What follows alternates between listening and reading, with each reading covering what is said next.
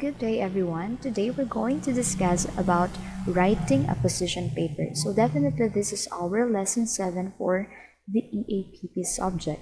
And this is our second lesson for the second quarters. Now, this will be your objective for this lesson. By the end of our lesson, you will be able to present our stance on an issue or topic, or your stance. Defend your stance using properly cited evidence, and lastly, write a well-balanced objective position paper with proper citations. Okay, now let us know first what is a position paper. It is a written proposition of stance on an issue by way of sound and logical arguments supported with evidence. So as what you can see there must be a specific issue or topic wherein you have to give or to show what is your stand or what is your opinion on that specific issue. So for example, there is an issue between whether the anti-terror bill should be approved or not. So what will be your stand on that specific issue? Are you in favor of that, or do you agree with that or not?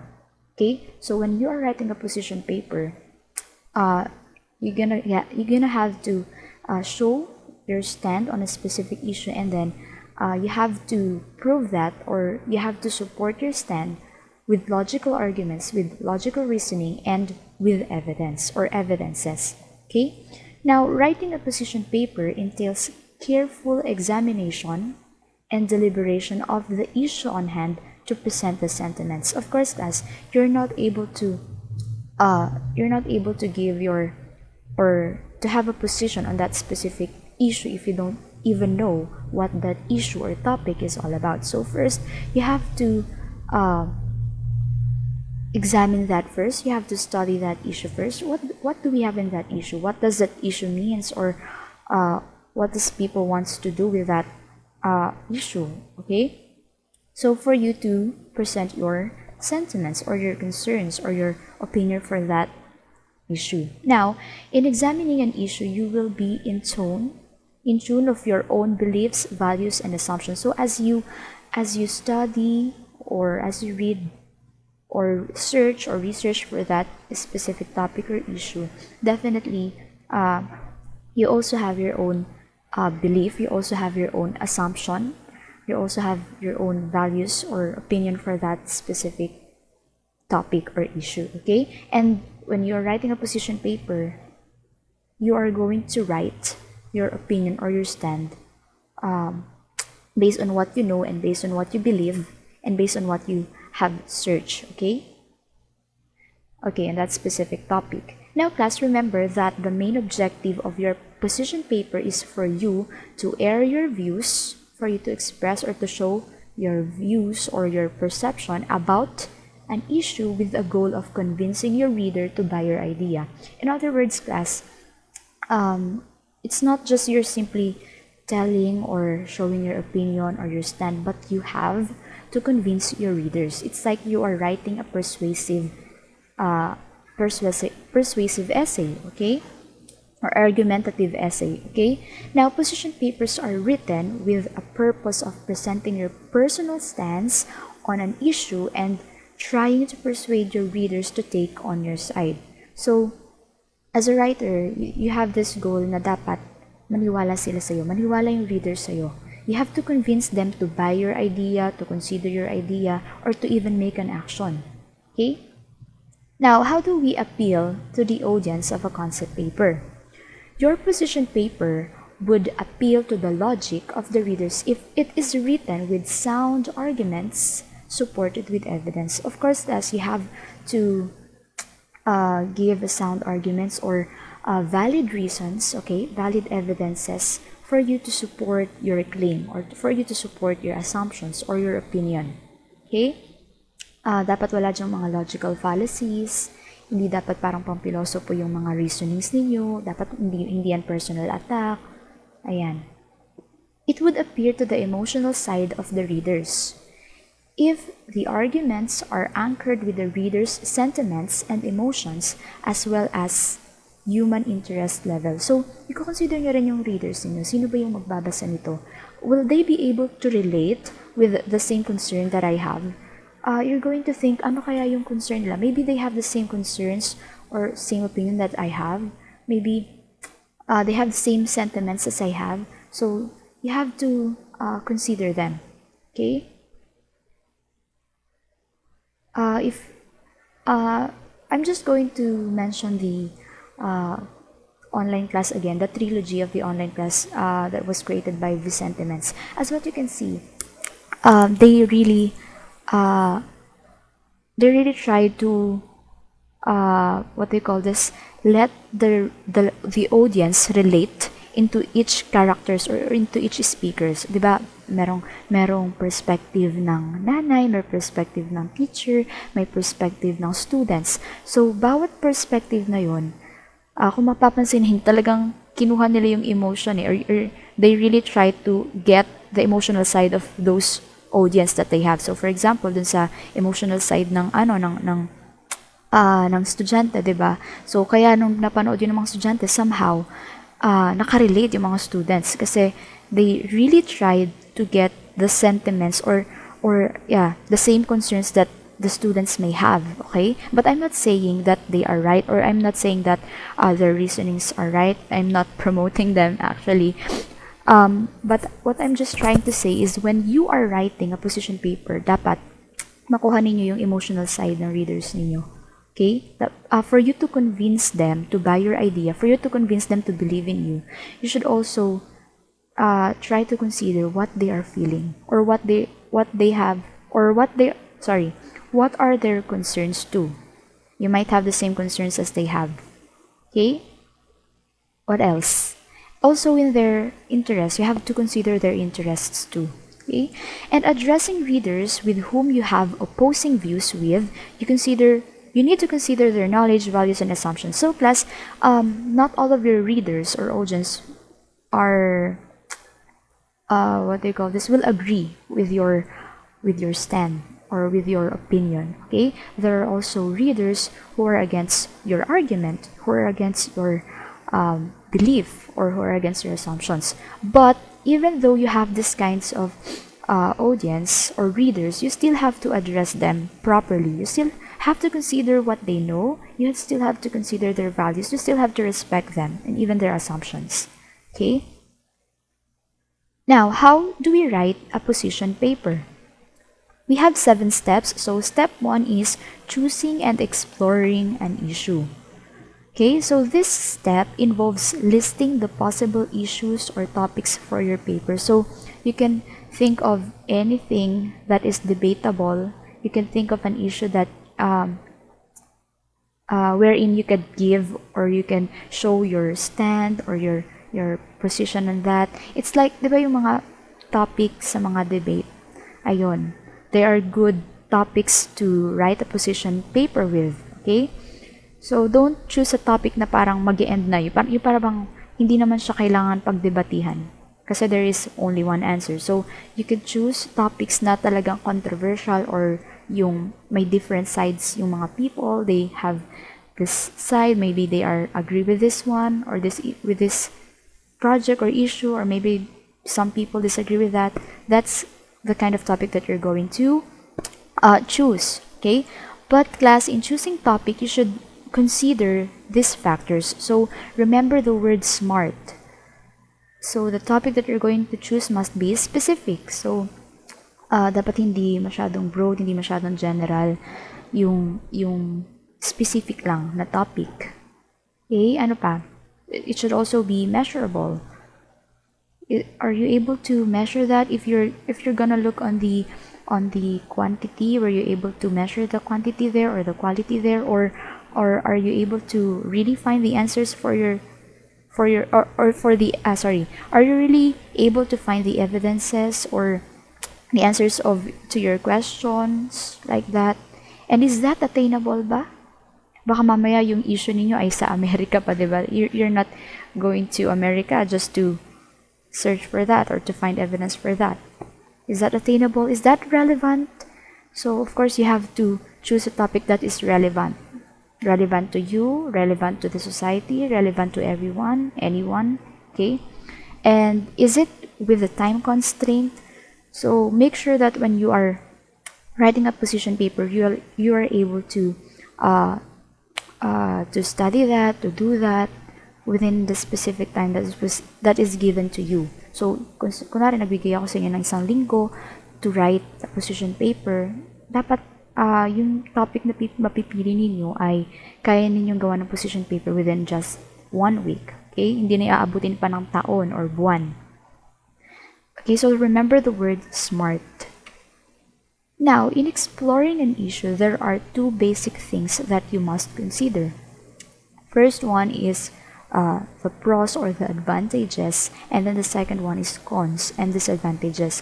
So, of course, class, may mga, for example, sa mga issue sa bansa natin, okay? Kunwari yung mga, example lang, yung mga war on drugs, okay? So, you're gonna take a look or you must consider ano ba yung mga advantages nun and what are the disadvantages nun.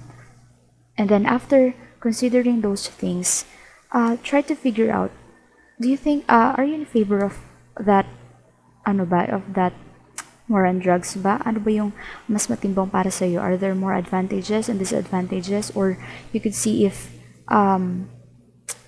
which side are you going to take? Are you in favor of that? Do you think there are extrajudicial killing ba na nagaganap? Okay? So yon, what else? Okay, class, it will also help you to make your position paper balanced. So you're not just going to take a look on the disadvantages, but even also with the advantages of that specific project, issue, event, or whatever topic you may have. Okay? Now, after exploring or choosing the topic that you have, the second step is researching on the issue. Okay? You are now ready to gather the needed data. Now, there are two types of researching or searching. Okay? First one is the primary or field research. And it is composed of 3 types. Okay, from the word itself, primary or field research, it means that you gather that information in the first hand, okay? So it is originally searched by you or originally discovered by you. Okay? So we have observation. That's the first type.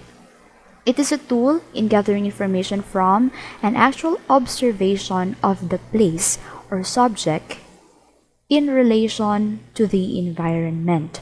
So, taking notes of the observation may be after the first visit or series of visits. So, kunwari class, you have to gather information about the online class, okay? So, if you're going to use this observation type of primary research, syempre you have to observe what is happening inside the online class. What is happening there? What have you heard or what have you seen? What have you observed in that specific, or what have you experienced in that specific scene or environment? Okay? So, ganun po pag observation. So, mag-isip kayo ng mga topic na madali lang. You can use this observation depende sa topic or issue na meron kayo. Kasi syempre hindi nyo naman pwede itong gamitin kunwari sa mga war on drugs, di ba? Just because you want to prove kung may extrajudicial killing ba na nangyayari sa war on drugs, di ba? Hindi ka naman pwede mag-observe sa mga pulis, di ba? Yung tipong sasama ka sa mga pulis, tapos kapag may mga ambush sila, may mga oplantukang sasama ka, di ba? Hindi naman pwede yun. Baka ikaw pa yung unang mabaril doon, di ba? Ayan. Okay, so,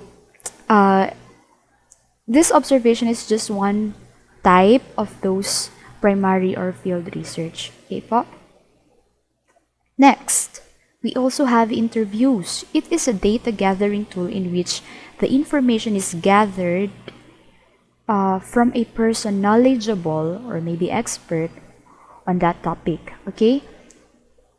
interview has 4 types. So we have planning and setting up. So that's when you're going to prepare the questions that you're going to ask, where are you going to meet up, and how you're going to interview the interviewee. What else? You also have note taking, reflecting on the interview. If you're not able to take down notes of what they have answered to your question, you could just record that. Okay, and then after that, you have to reflect on the interview. You have to reflect what does this result means. Okay, ano naman yung ibig sabihin nung na-gather ninyo information based dun sa mga sagot ng mga na-interview ninyo. And then, of course, you have to write up your notes. Okay, sa interview, hindi naman necessarily dapat expert yung taong i-interview ninyo. Dapat, as long as he or she or they are knowledgeable on that issue or on that topic, you can interview them. Okay? Kunwari sa mga online class, kailangan ninyong mag-interview. You can interview a teacher, you can interview a parent, you can interview even a student. It depends on the issue or on the topic that you have, okay? Now, we also have survey and questionnaire. So, it is a series of written questions a participant answer. I know some of you or most of you have already experienced answering a survey or questionnaire, right? Okay, so this method gathers responses to questions that are essay or the agree, neutral, and disagree style of choices or questionnaire. Okay, so again, these are the 3 types of primary or field research. First one is observation, second one is interviews, and the third one is survey or questionnaire. Now, let's proceed with secondary research or library research. Okay, from the word itself, secondary research, so it means hindi po kayo yung nag-gather nito, okay? So, meron pong ibang tao na nag-gather ng information na to. Kaya, at kung gagamitin mo yon, magiging secondary na lang yon, okay? So, class, kapag nag-gather kayo, when you are gathering information from this published materials such as in websites, books, journals, articles, you have to cite them properly. Okay? You don't have to write na kunwari ano yung nakita nyo doon exactly ay ilalagay ninyo yun sa paper ninyo.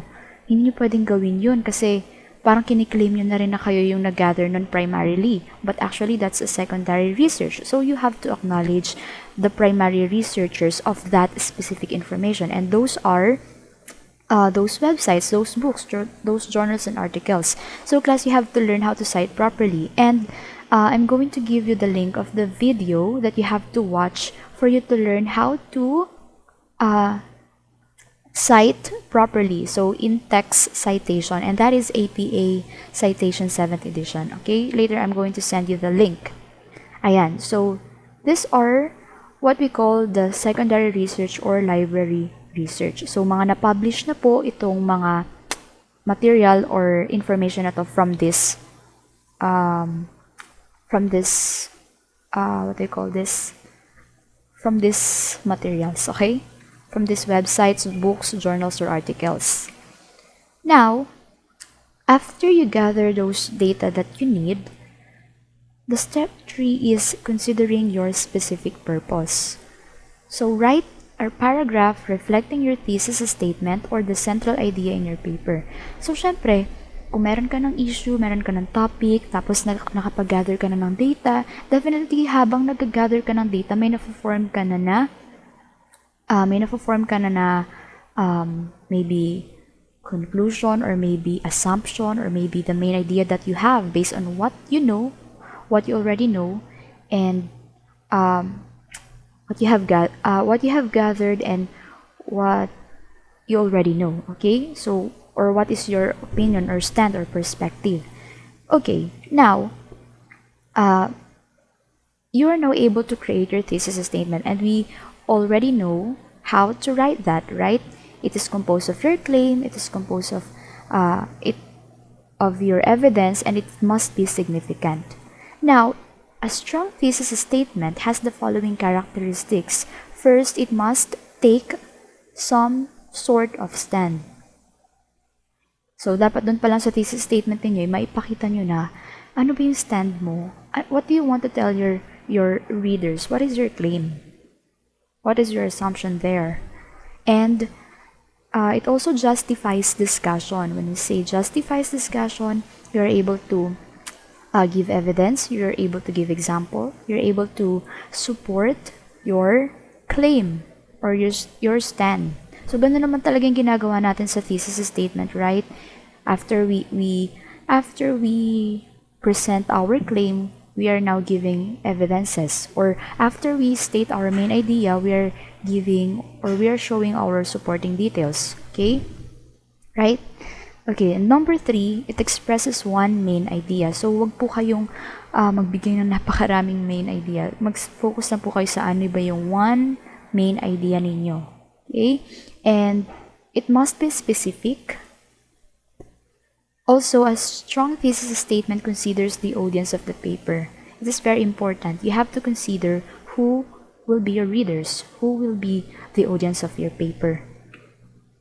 Now, after creating a thesis statement, the step 4 is developing your reasoning or argumentation.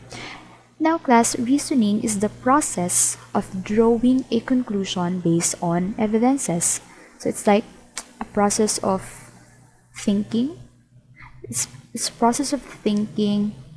How are you going to explain things, or how are you going to draw a conclusion based on what you have gathered or on your evidences?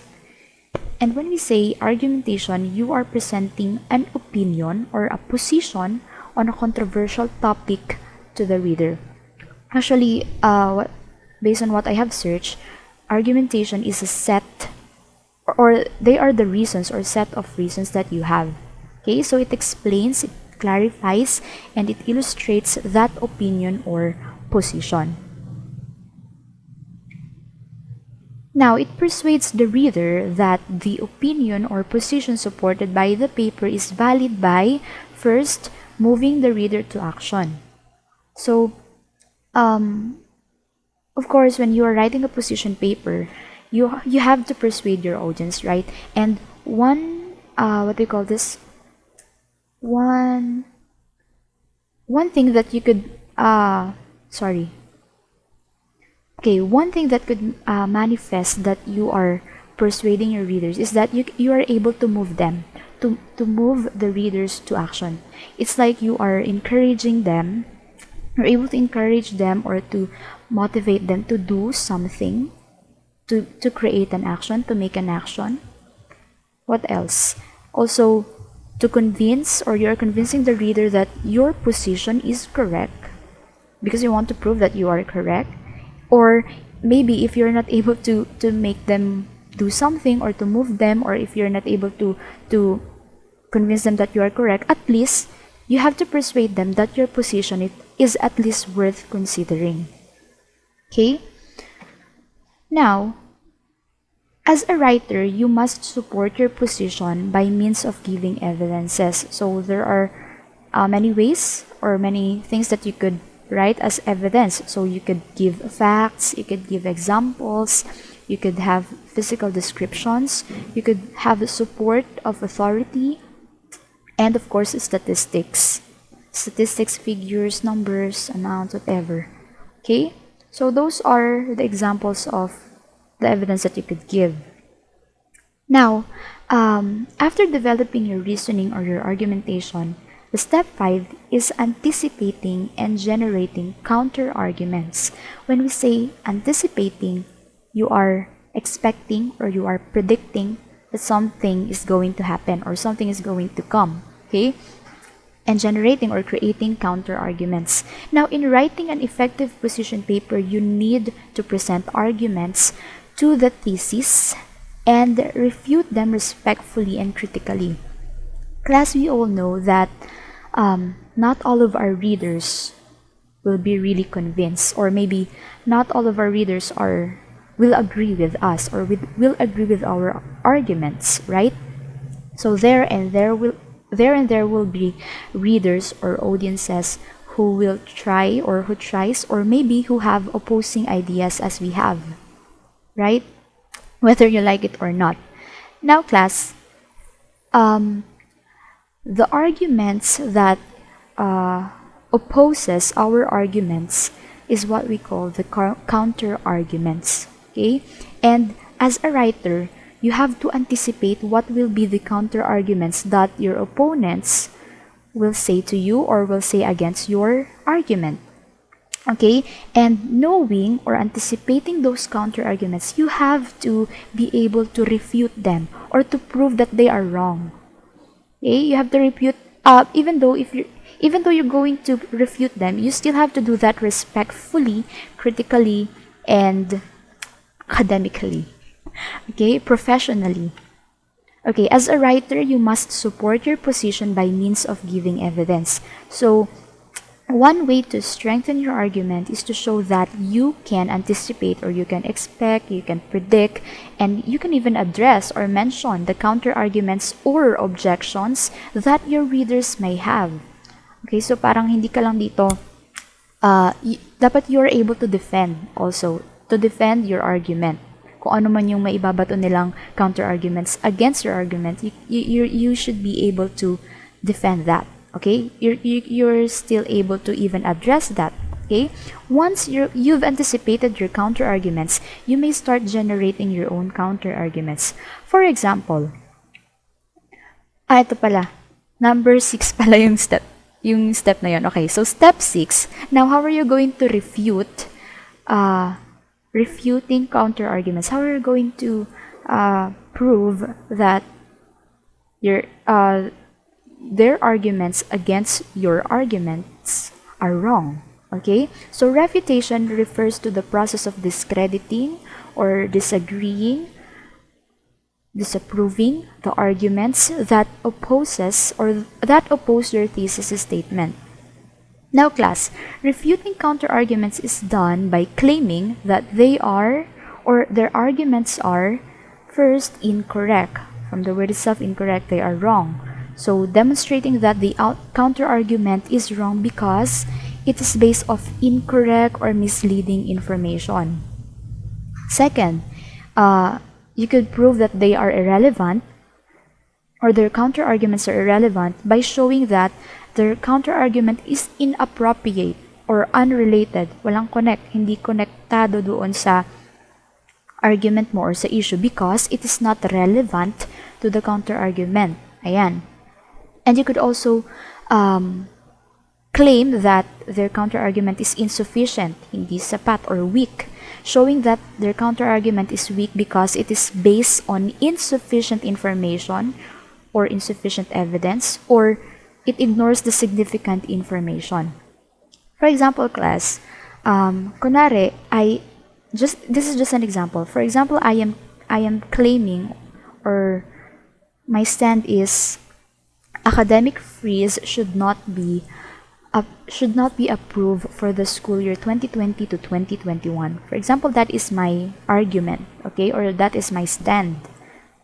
Now, for example, there are people who would like to oppose that argument that I have. Maybe maybe somebody will say that, what do you call this?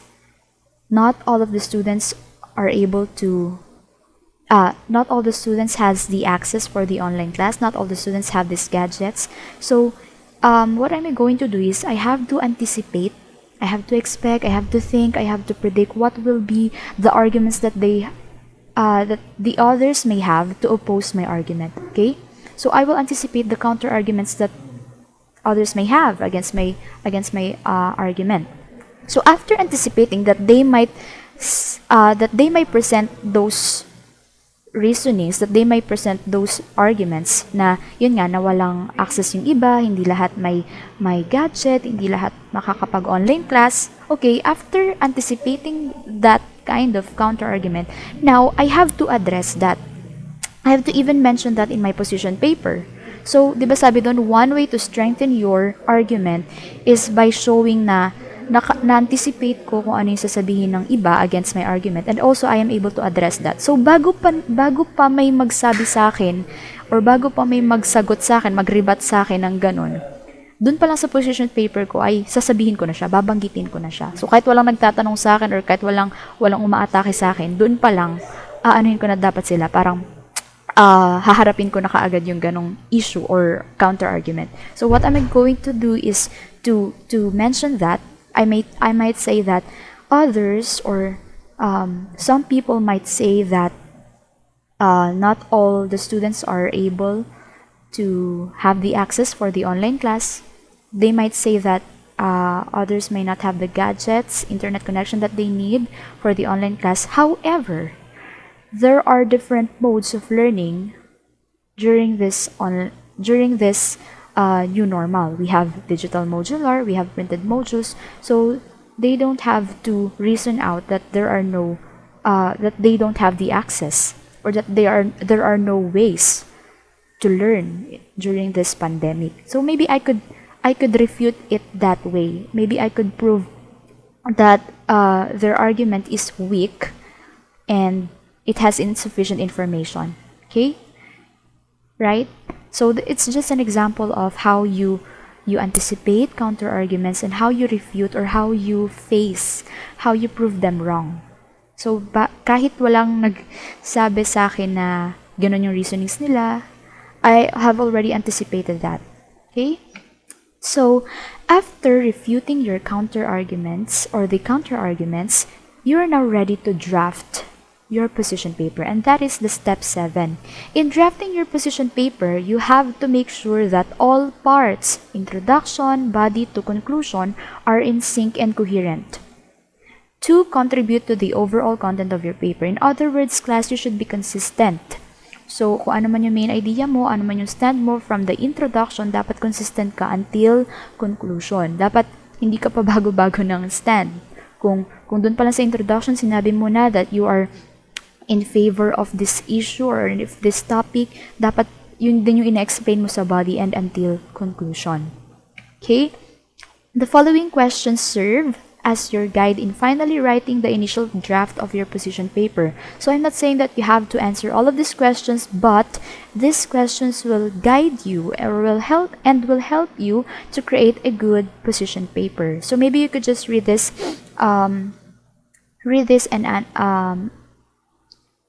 silently, and maybe you could pwede nyo pagbulay-bulayan ang inyong position paper through these questions that we have. For example, how shall I open the essay to engage the reader's attention immediately? Should I begin by identifying the controversy and stating my thesis? So it still depends on you. How would you like to begin your position paper?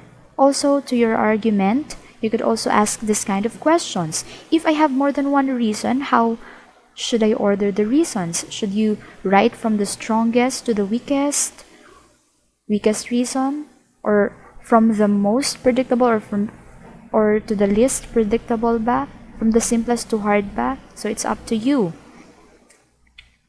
And in the ending, how can I conclude my argument effectively? Should I repeat my thesis? If I have already stated my thesis statement on the introduction part, should I restate it on in my conclusion? So it's up to you. Okay? What else? So again, remember class, that as a writer, you must support your position by means of giving evidence. So it can be facts, it can be examples, physical description, support of authority, and statistics. Ngayon class, katulad ng sinabi ko sa inyo kanina, kapag ang ginamit ninyo ay secondary research or library research, you must know how to cite it properly. Now, to learn more about supporting your argument with evidence, you should watch this video lesson about using APA Citation 7th edition. So, specifically ito ay sa in-text citation. So, kindly watch the video that I'm going to send you so that you will be able to learn how to cite sources properly, especially when you are writing a text. Okay? So if you have questions or clarifications, you may just ask me. You may just leave me a personal message or leave comments on our on our Google Classroom. Okay, and then I'm going to explain our activity on our Google Classroom. Okay, so that's all for today. I hope that you have learned a lot from writing a position paper. So see you next week, next lesson. Bye!